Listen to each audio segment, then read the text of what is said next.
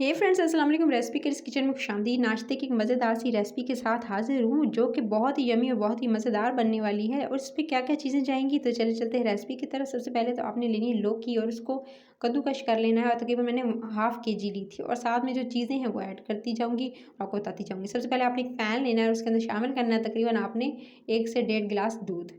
दूध को उबलने के लिए छोड़ देंगे। इतना छोड़ना, 1.5 गिलास लेंगे तो इतना आपने पकाना है कि 1 गिलास के करीब रह जाए। जब 1 गिलास रह जाएगा तो आपने इसके अंदर शामिल कर देना है तकरीबन 2 जो नॉर्मल खाने के चम्मच होते हैं घी के, वो इसके अंदर शामिल कर देंगे। घी इसके अंदर शामिल करते ही ये देख सकते हैं मैंने आपके सामने 2 चम्मच खाने के जो है वो इसके अंदर घी के शामिल किए हैं। घी को इसके अंदर शामिल करते ही इसको दूध के साथ अच्छे से आपने पकाना है। पहले सिंपल दूध और घी को अच्छे से पका लेंगे, धीमी आंच पे पकाना है ताकि जो है वो अच्छे से इसका जो कच्चापन है वो भी दूर हो जाए और इसकी अच्छे से आपने पकाई करनी है। सो आप इसको इंस्टेंट बना सकते हैं, ज़्यादा टाइम भी नहीं लगेगा और झटपट से आपके ये नाश्ते में मज़ेदार से, ये कह सकते हैं कि मज़ेदार से डिज़र्ट सा रेडी हो जाएगा। सो आपने जो इस तरह से सबसे पहले आपने इसकी सिंपल दूध के साथ पकाई की और उसके बाद जैसे ही थोड़ा उबलने लगा दूध, इसमें 1 से 2 बॉयल आए, आपने इसके अंदर शामिल करना है कद्दूकश की हुई जो लौकी थी वो इसके अंदर शामिल कर देनी है। अच्छा, लौकी जो है तकरीबन मैंने लिए थे 3 पीसेस और क्वांटिटी के हिसाब से बताऊँ तो आधा किलो के हिसाब से थी। सो आपने जो है वो आधा किलो के हिसाब से रेसिपी जो है वो उसी हिसाब से चीज़ें इसके अंदर जाएँगी। सो आपने कद्दूकश करके जैसे ही डाली लौकी इसके अंदर, आपने हल्की से दरमियानी आँच पे इसको कुक करना है ताकि जो अच्छे से गल जाए। कवर करके इस टाइम पे छोड़ दीजिएगा। जिस तरह से दम देते हैं इसी तरह से आपने दम दे देना है और कवर करके छोड़ देना है ताकि इसकी अच्छे से पकाई और इसका कच्चापन दूर हो जाए।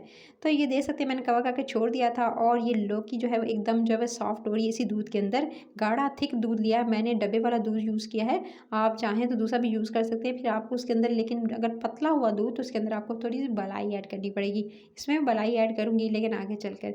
चलें जी, इसके अंदर अभी इस स्टेज पर कंडेंस मिल्क का इस्तेमाल कर रही हूँ। इसकी रेसिपी बहुत बार सिखा चुकी हूँ, नहीं तो आप टिन वाला भी यूज़ कर सकते हैं अगर होममेड नहीं है तो। तकरीबन 3 टेबलस्पून मैंने भर के डाले हैं इसके अंदर कंडेंस मिल्क के। चीनी का इस्तेमाल नहीं कर रही हूँ क्योंकि कंडेंस मिल्क जो ऑलरेडी इसके अंदर जो मीठा होता है, यानी इसके अंदर जो शुगर होती है, सो इस वजह से आप जो है इसके अंदर जो है वो चीनी जो स्किप कर देंगे अगर आप जो है कंडेंस मिल्क का इस्तेमाल करें। कंडेंस मिल्क को पकने देंगे आप इसके साथ ही और इसके अंदर ऐड कर देना है इसी स्टेज पर आपने इसके अंदर ये मलाई को।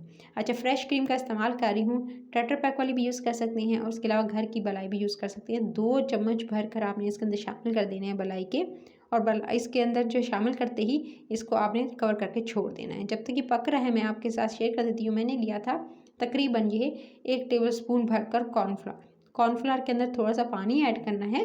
पानी शामिल करते ही फिर आपने इसको अच्छे से घोल लेना है। ये कॉर्नफ्लावर वाला जो मिक्सचर है इसको अच्छे से घोल लेंगे और घोल लेने के बाद ज़्यादा ऐड नहीं करना है, बस 1 टेबलस्पून जितना नॉर्मल आपको खाने का चम्मच नज़र आ रहा है इतना ही आपने इसके अंदर ऐड करना है। और उसके बाद आपने अच्छे से इसको घोल लेना है ताकि इसके अंदर कोई गुठली वगैरह ना रह जाए। सो अच्छे से घोल लेने के बाद इसी स्टेज पे घोलिएगा जब आपने इसके अंदर मलाई इस्तेमाल की हो। लौकी काफ़ी हद तक सॉफ्ट हो चुकी है और इसके अंदर लेकिन अभी भी दूध है क्योंकि मैंने इसका कवर करके बिल्कुल धीमी आंच पे छोड़ा हुआ है। तभी आपने इसी स्टेज पे इसके अंदर ऐड करना है 1 से 2 चुटकी हरा रंग। हरा रंग इसके अंदर शामिल कर देंगे और उसके बाद अब आपने इसको बहुत अच्छे से मिक्स कर लेना है इसके साथ ताकि अच्छे से पकाई कीजिएगा। और इसके अच्छे से जो है वो मिक्स करने के बाद, इसके अच्छे से पकाने के बाद, लिक्विड में भी आता है पाउडर फॉर्म में भी आता है, दोनों तरह से आप इस्तेमाल कर सकते हैं। सो आपने इसको अच्छे से पकाना है। इस स्टेज पर आप इसकी भुनाई करेंगे। जो मैंने रखी हुई थी धीमी आंच, अब उसको थोड़ा सा तेज़ कर दूंगी ताकि जो है वो दूध ड्राई हो जाए, क्योंकि पहले धीमी आंच इसलिए रखी थी ताकि जो लौकी है वो दूध के साथ अच्छे से पक जाए, इसका कच्चापन दूर हो जाए और अच्छे से जो इसकी भुनाई आप कर रही हूँ। ये दे सकते हैं काफ़ी हद तक दूध जो था उसकी क्वांटिटी इसके अंदर रिड्यूस हो चुकी है, कम हो चुकी है। इसी स्टेज पर इसके अंदर शामिल कर दूंगी। जब बिल्कुल कम रह जाएगी दूध की क्वांटिटी तभी आपने इसके अंदर शामिल करना है कॉर्नफ्लावर और पानी वाला मिक्सचर जो आपने घोल के रखा था। अब इस स्टेज पे शामिल करेंगे, बिल्कुल लास्ट में शामिल करके अब आपने इसको मज़ीद भूनना है क्योंकि लौकी बिल्कुल गल चुकी है, मिक्सचर बिल्कुल रेडी है। बस आपने इसे ड्राई करना है साइडों पे जब तक जो आपको घी नहीं नज़र आया था। आपने इसकी अच्छे से भुनाई करनी है। जितना अच्छा भूनेंगे कच्चापन भी दूर होगा। याद रहे कि लौकी को बहुत अच्छे से आपने पहले गला लेना है, बिल्कुल दम देकर, यानी आपने कवर करके। अब ये देख सकते हैं साइडों पर मुझे घी नज़र आने लगा था, मैंने इसको निकाल लिया है। ठंडा कर लीजिएगा रूम टेम्परेचर पर। उसके बाद आपने इस तरह से एयर टाइट जो जार होता है उस पर शिफ्ट कर लेना है। तो इस तरह से निकाल लेंगे एयर टाइट जार में और इस तरह से आप निकाल के आप इस बिल्कुल एकदम जो है वो ठंडा कीजिएगा, गरम गरम नहीं आपने डालना है। और ठंडा करने के बाद यानी रूम टेम्परेचर पर, उसके बाद आपने इसमें सेट कर लेना है।